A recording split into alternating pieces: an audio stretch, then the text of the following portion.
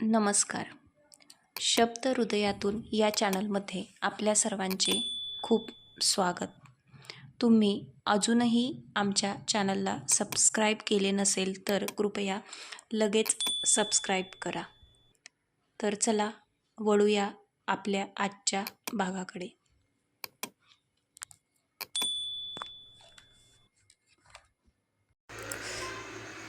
भाई, आवरले का नाही? उरक पटकन. वेदिका इंद्रनीलच्या रूमचा दरवाजा नॉक करत बोलली. इंद्रनीलने रूमचा दरवाजा उघडला आणि वेदिकाला आतमध्ये येण्यास खुणवले. हे काय भाई, आत्ता कुठे निघाला आहेस?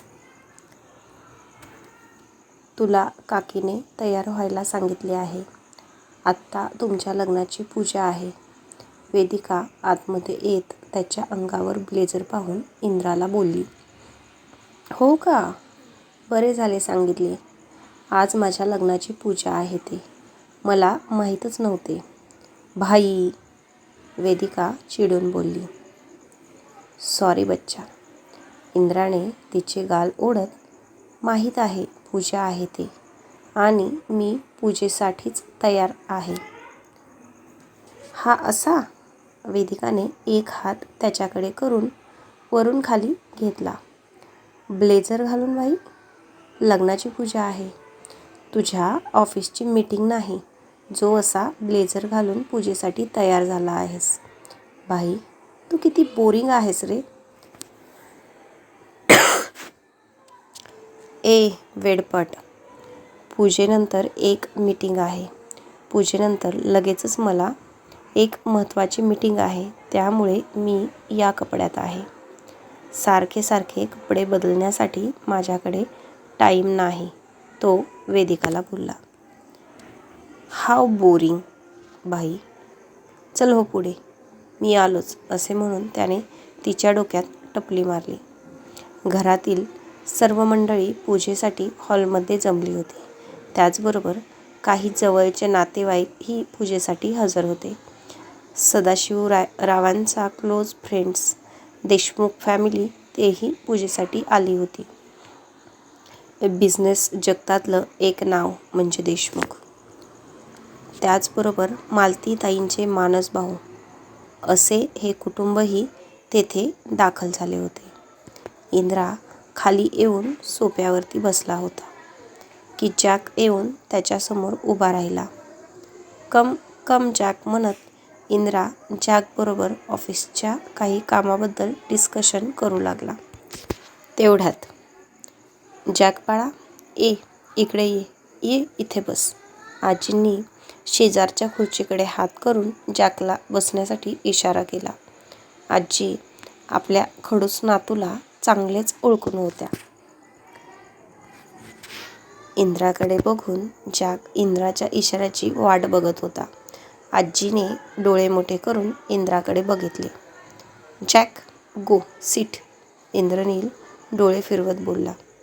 जॅक तिथून आजीकडे गेल्यानंतर इंद्रा आपल्या मोबाईलमध्ये बघत बसला होताच की आत्ताच इंद्राच्या बाजूला येऊन बसलेल्या श्लोकने इंद्राला कोपरा मारला. इंद्रनीलने त्रासिक नजरेने त्याच्याकडे बघितले तर तो समोर पाहण्याचा इशारा करत होता.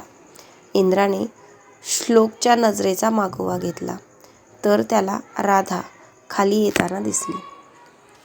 हिरवी किनार असलेली आंबा कलरची नाजूक नक्षीदार हँडवर्क केलेली सिल्कची साडी तिच्या गोऱ्या अंगावर उठून दिसत होती.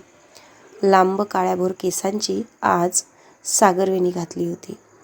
सागरवेणीला वरती खूप सारे मोगऱ्याचे गजरे माळले होते.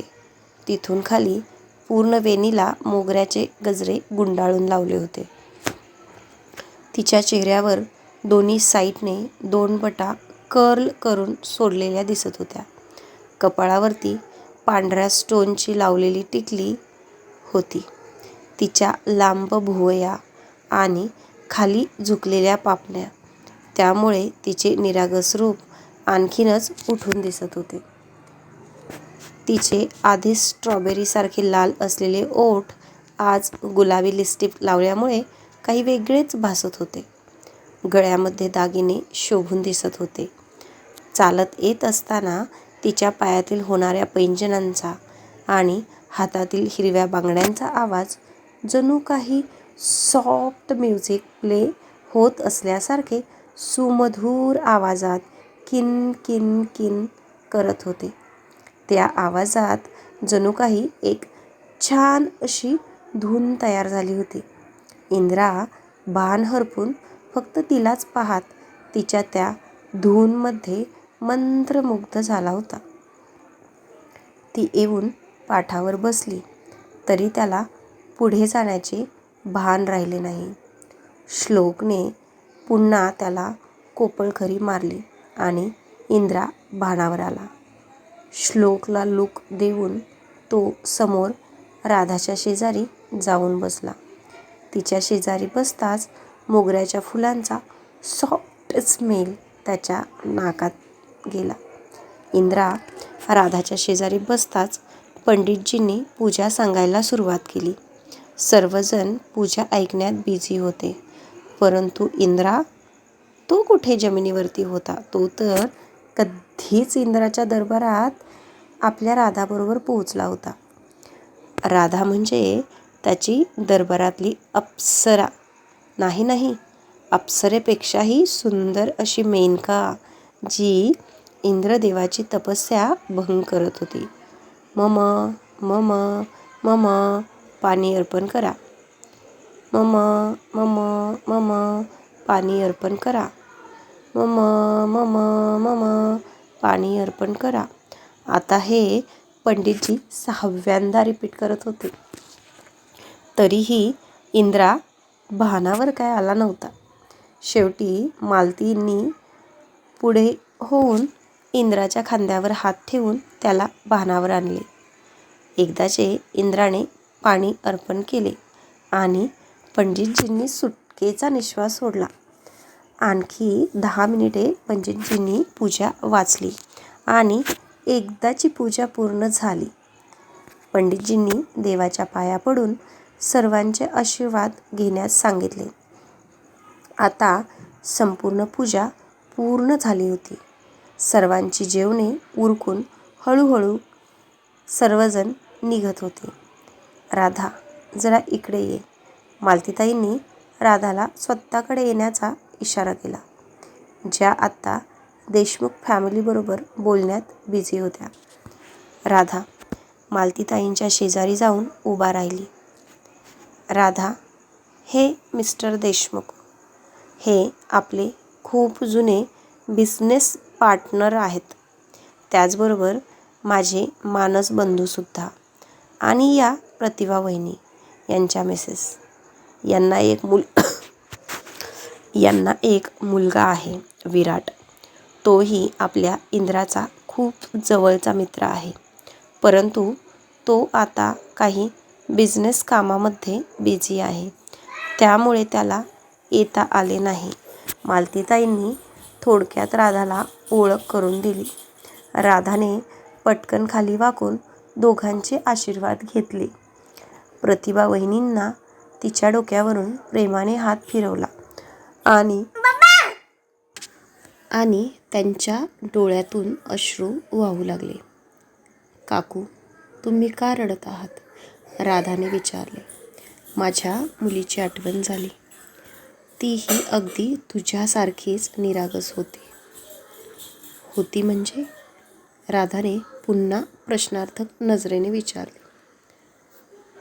माझ्या बहिणीची मुलगी लहानपणापासून तिच्या आईवडिलांच्या मृत्यूनंतर आमच्याबरोबरच राहत होती, परंतु 2 वर्षापूर्वी एका ॲक्सिडेंटमध्ये ती गेली, असे म्हणून मिस्टर देशमुख यांनी आपले डोळे पुसले. सदाशिवराव, जे आत्ताच तिथे येऊन उभा राहिले होते, त्यांनी मिस्टर देशमुख यांना सावरले.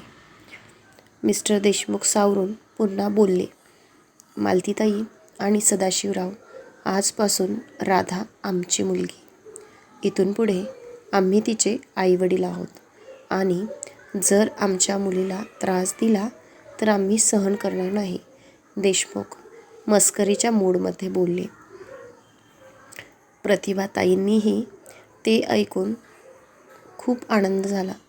त्यांनी पटकन राधाला आपल्या मिठीत घेतले आणि डोळ्यातील अश्रूंना वाट मोकळी करून दिली. प्रतिभाताईंच्या मिठीत जाताच राधालाही आई वडिलांची आठवण आली आणि तीही आता रडू लागली होती. आत्ताच तेथून मिठीसाठी जात असणाऱ्या इंद्राचे लक्ष राधाच्या चेहऱ्याकडे गेले आणि त्याच्या हृदयात एक जोराची कळ निघाली. राग आला त्याला स्वतःचाच. तिला रडताना पाहून तो स्वतःला खूप असमर्थ समजत होता. आज त्याला खऱ्या अर्थाने माणसांची किंमत कळाली होती. कितीही पैसा असला तरी आपण सुख, नाती विकत घेऊ शकत नाही हे त्याला कळून चुकले होते. शनायाबरोबर केवळ एका जागेच्या तुकड्यासाठी लग्न करण्याचा निर्णय घेतला होता यावर त्याला आता पश्चाताप होऊ लागला होता. परंतु त्याने मनोमन आपल्या आईचे आभार मानले आणि मीटिंगसाठी निघून गेला.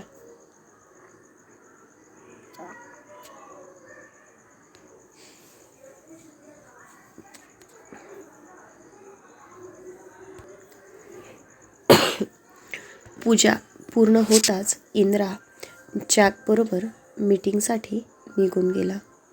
राधाही श्रेयाच्या रूममध्ये आराम करण्यासाठी पोहोचली. मालतीताईंनी कमला मावशींना राधाचे सामान इंद्राच्या रूममध्ये लावण्यास सांगितले. संध्याकाळी राधा झोपेतून उठून फ्रेश होऊन खाली आली. मालतीताई वैशालीताईं पण खाली आल्या होत्या.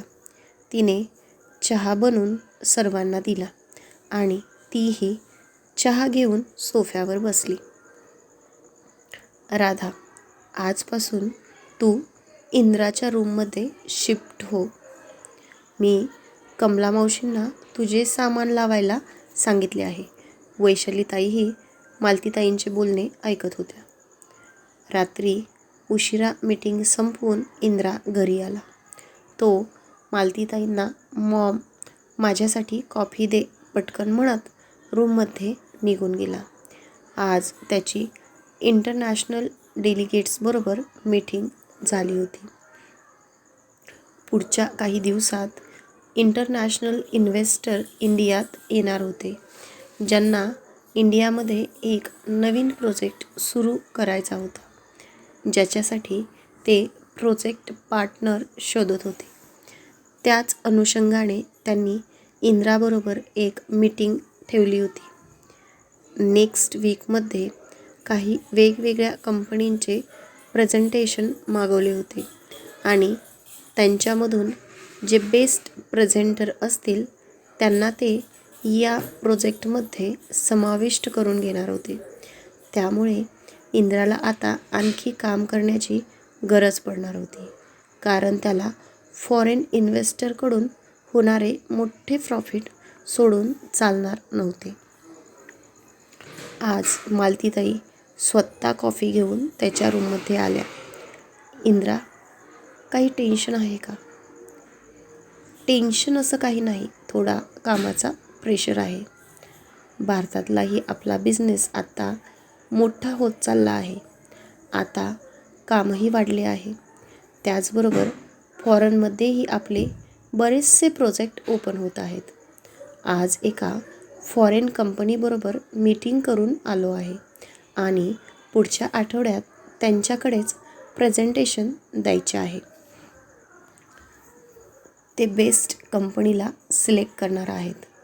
मला काही करून कंपनीमध्ये इन्व्हॉल्व व्हायचे आहे. ती एक जगातली खूप मोठी कंपनी आहे आणि त्यांच्याबरोबर जर आपले ॲग्रीमेंट झाले, त्यांच्या प्रोजेक्टबरोबर जर आपण काम केले तर आपणही आपल्या कंपनीला एका चांगल्या उंचीवर नेऊन ठेवू शकतो. त्यामुळे या प्रोजेक्टवरती मला खूप काम करावे लागणार आहे. त्या कामाबद्दलच थोडा विचार करत होतो. इंद्रनीलने मालतीताईंना थोडक्यात पटवून दिले. आता जरा राधाकडं लक्ष दे. सारखे काम करत बसू नकोस. काम तर तुला आयुष्यभर करायचे आहे.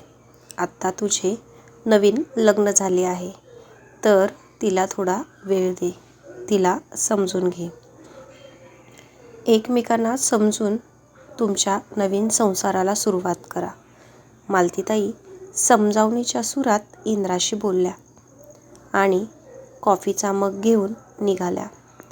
दरवाजात गेल्यावर पुन्हा मालतीताईंनी दरवाजातून वळून, इंद्रा, तुला कामाचा जास्त लोड असेल तर आपण राधाला हॉस्टेलला ठेवूयात. राधाचे आणि हॉस्टेलचे नाव ऐकताच इंद्राच्या कपाळावरती आठ्यांचे जाळे पसरले. राधाबरोबर बदलत चाललेले इंद्राचे बिहेवियर मालतीताईंच्या लक्षात आले होते. त्यांनी जाता जाता एक टोला इंद्राला लगावला. शेवटी कितीही केले तरी ती त्याची आई होती आणि आपल्या मुलाला ती नाही ओळखणार तर कोण ओळखणार. पुन्हा माघारी घेऊन त्यांनी इंद्राच्या खिसातून हात फिरवला. असाच आनंदी राहा. काळजी घे. इंद्राने भुवया आकसून आपल्या आईकडे पाहिले. मालतीताई लगेच खाली निघून गेल्या. थोड्याच वेळात सर्वजण हॉलमध्ये जेवणासाठी जमले होते. राधा किचनमधून कमला काकूंबरोबर एक सामान आणून डायनिंग टेबलवरती ठेवत होती. इंद्राही खाली येऊन डायनिंग टेबलवरती बसला.